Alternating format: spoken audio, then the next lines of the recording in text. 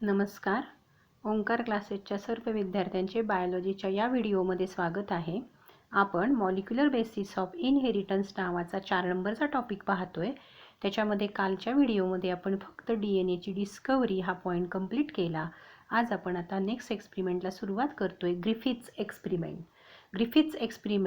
Griffith नावाच्या सायंटिस्टने experiment केलेला आहे DNAचा शोध लावताना. तो कसा एक्सपेरिमेंट केलेला आहे हे आपल्याला पाहायचं आहे. बघा, in 1928 a British medical officer Frederick Griffith नावाचा ब्रिटिश मेडिकल ऑफिसर आहे, performed an experiment on bacterium. त्यांनी एक्सपेरिमेंट केला बॅक्टेरियावरती. हे लक्षात ठेवायचं आहे आपल्याला.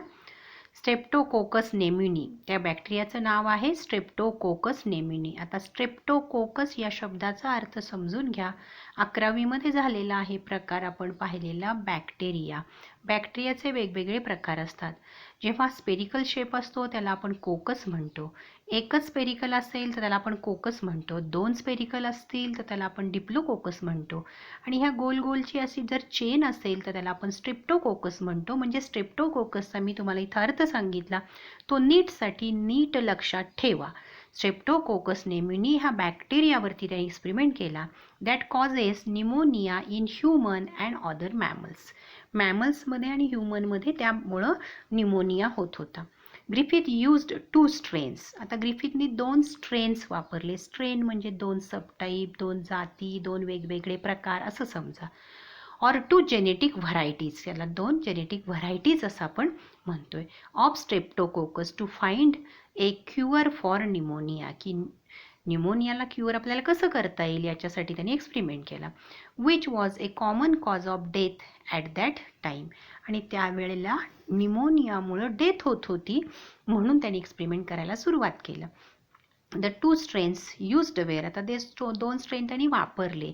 त्याचे आपल्याला कॅरेक्टर लक्षात घ्यायचे आहेत. बघा, पहिला जो आहे तो यस टाईप बॅक्टेरिया असतो. तो असतो व्हिरुलंट. व्हिरुलंट या शब्दाचाच अर्थ आहे पॅथोजेनिक. स्मूथ असतो तो आणि इनकॅप्सुलेटेड असतो. इनकॅप्सुलेटेड शब्दाचा अर्थ आहे त्याच्या भोवती कॅप्सूल असते. दुसरा जो टाईप आहे त्याला आर टाईप असं आपण म्हणतो. तो नॉन व्हिरुलंट असतो. नॉन व्हिरुलंट शब्दाचाच अर्थ आहे नॉन पॅथोजेनिक.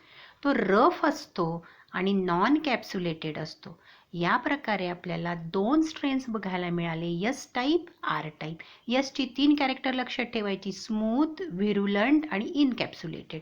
रफची 3 कॅरेक्टर लक्षात ठेवायची, आरची रफ, नॉन पॅथोजेनिक आणि नॉन कॅप्सुलेटेड. आता एक्सपेरिमेंट कसा केला त्यांनी? 4 स्टेपमध्ये एक्सपेरिमेंट केला आहे. Griffith conducted 4 experiments on this bacteria. First, आता पहिला आकडा बघा. When he injected bacteria of strain R to mice, the mice survived because it did not develop pneumonia. R टाईपचे बॅक्टेरिया जेव्हा इंजेक्ट केले माईसमध्ये तेव्हा माईस जिवंत राहिले, कारण त्याच्यामुळे निमोनिया झाला नाही. दुसऱ्या वेळेला, second time, when he injected bacteria of strain S. आता यस स्ट्रेनचे बॅक्टेरिया माईसला इंजेक्ट केले. The mice develop pneumonia and died. माईसमध्ये निमोनिया झाला आणि माईसची डेथ झाली. In the third experiment he injected heat killed strain S bacteria to mice. आता काय केलं, यसच टाईप आपल्याला पाठवायचे होते माईसमध्ये, पण ते हीट किल केले आणि मग पाठवले. पुन्हा माईस सर्व्हाइव्ह झाले, याचा अर्थ त्या हीट किलमुळं त्याला निमोनिया झाला नाही. In fourth experiment he mixed heat killed S bacteria with live bacteria of R and injected to mice. आता यावेळेला त्यांनी काय केलं, दोघांचं मिक्सचर केलं, आर टाईपचा बॅक्टेरिया आणि हीट किल्ड यस टाईपच्या बॅक्टेरिया. The MICE died. यावेळेला मात्र माईसची डेथ झाली. अँड ग्रिफिथनी काय केलं बघा, and Griffith recovered large numbers of live strains of S bacteria from blood of the dead mice. ग्रिफिथला बऱ्याच मोठ्या प्रमाणात यस स्ट्रेनचे बॅक्टेरिया डेड झालेल्या माईसच्या ब्लडमध्ये बघायला मिळाले. In this 4 experiment something had caused. या 4 एक्सपेरिमेंटमध्ये काय झाले, harmless strain R bacteria to change into deadly S strain bacteria. R टाईपचं कन्व्हर्शन एस टाईपमध्ये झालं की जे डेडली आहेत.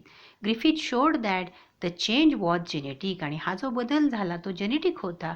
ही suggested that genetic material from heat killed strain S bacteria had somehow changed the living strain R bacteria into strain S bacterium. R टाईपचं conversion त्या heat किलच्या सानिध्यात राहिल्यामुळं यस टाईपमध्ये झालं. Griffith concluded that R strain bacteria must have taken up to what he called transforming principle. ग्रिफिथने असा निष्कर्ष काढला की आर टाईपच्या बॅक्टेरियाने यस जे हीट किल्ड होते त्याच्याकडून असं काहीतरी घेतलं की ज्याला त्यांनी नाव दिलं transforming principle, which allowed R strain to get transformed into smooth coated bacteria and become virulent. की ज्याच्यामुळं आर टाईप बॅक्टेरियाचं कन्व्हर्शन झालं, ट्रान्सफॉर्मेशन झालं, त्याच्यात मोठ्या प्रमाणात बदल झाला आणि ते यस टाईपमध्ये कन्व्हर्ट झाले, त्याच्यावरती कोटिंग होतं आणि ते व्हिरुलंट होते. या पद्धतीनं हा ग्रिफिथ एक्सपेरिमेंट आपल्याला 4 स्टेप्समध्ये बघायचा आहे. त्याची डायग्रॅम इथे दिलेली आहे. ती डायग्रॅम तुम्हाला फक्त बघायची, डायग्रॅम परीक्षेला काढायची नसते, पण ही डायग्रॅम जर आली तर पहिली स्टेप आहे आर टाईप, दुसरी स्टेप आहे यस टाईप, तिसरी स्टेप आहे यस हीट किल्ड आणि चौथी स्टेप आहे आर टाईप आणि मिक्सचर दुसरं घेतलेलं आहे यसचं हीट किल्ड. असे आपल्याला स्टेप सांगावे लागतील. आता दुसरा एक्सपेरिमेंट आपल्याला बघायचा आहे. ॲव्हेरे, मॅकॅर्टे अँड मॅकॅलॉइड नावाच्या शास्त्रज्ञांनी केलेला.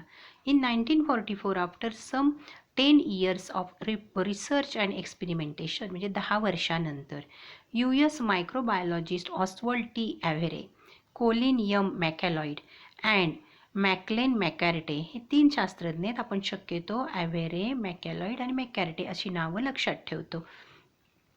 All at the Rockefeller University in New York first evidence म्हणजे पुरावा दिला to prove the DNA is genetic material, म्हणजेच transforming principle through the experiment. त्यांनी एक्सपेरिमेंट केला.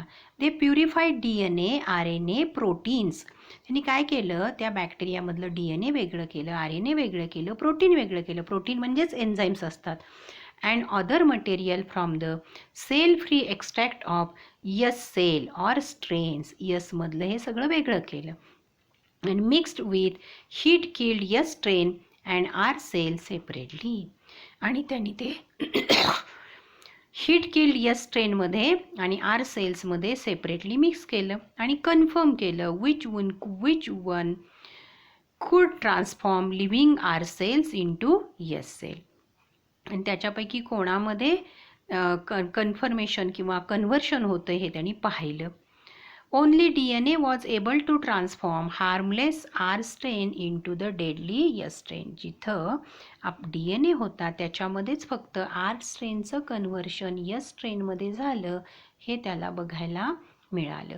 दे also discovered that protein digesting enzyme त्यांनी वापरलं होतं. RNA digesting enzyme did not affect transformation, याचा काही परिणाम झाला नाही. So the transforming substance was neither protein nor RNA, म्हणजे प्रोटीनमुळं किंवा RNAमध्ये ट्रान्सफॉर्मेशन होत नव्हतं. DNA digested with DNAs did inhibit the transformation. मात्र DNA ज्याच्यात होता त्याच्यामध्ये जर आपण DNAs नावाचं एन्झाईम घातलं होतं तर तिथं मात्र ट्रान्सफॉर्मेशन झालं नाही. याचाच अर्थ काय, suggesting that DNA cause transformation. DNA मुळंच ट्रान्सफॉर्मेशन झालं.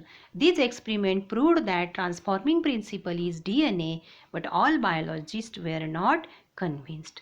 इथे त्यांनी ट्रान्सफॉर्मिंग प्रिन्सिपल हे DNA आहे हे सांगितलं, पण ते सगळ्या शास्त्रज्ञांना पटलं नाही. इथे एक्सपेरिमेंट तुम्हाला दाखवलेला आहे. DNA ट्रान्सफॉर्म बॅक्टेरियाचा रफ स्ट्रेन दाखवलेला आहे. प्रोटीएज नावाचं एन्झाईम दाखवलेलं आहे. बघा, माईसची डेथ झालेली दाखवलं, इकडं माऊस अलाईव्ह दाखवला आहे. हीट किल्ड स्मूथ व्हिरुलंट स्ट्रेन दाखवलेले आहे DNAs एन्झाईमच्या मुळं. तिथं त्याचं कन्व्हर्शन झालेलं नाही. म्हणजे या पद्धतीनं आपण ग्रिफिथ एक्सपेरिमेंट आणि पुढचा जो एक्सपेरिमेंट होता मॅकॅलाइड, मॅकॅर्टे आणि ॲव्हरे हा पूर्ण केला. आपण इथं थांबूया. पुढचा एक्सपेरिमेंट आपण नंतरच्या वेळेला बघणार आहे. आता इथे काय सांगितले शेवटचं वाक्य तेवढं बघा. फायनली अल्फ्रेड हर्शे अँड मात्रा चॅसे proved that DNA genetic material and not protein by using bacteriophage. हे आपण पुढच्या लेक्चरमध्ये बघू. थँक्यू.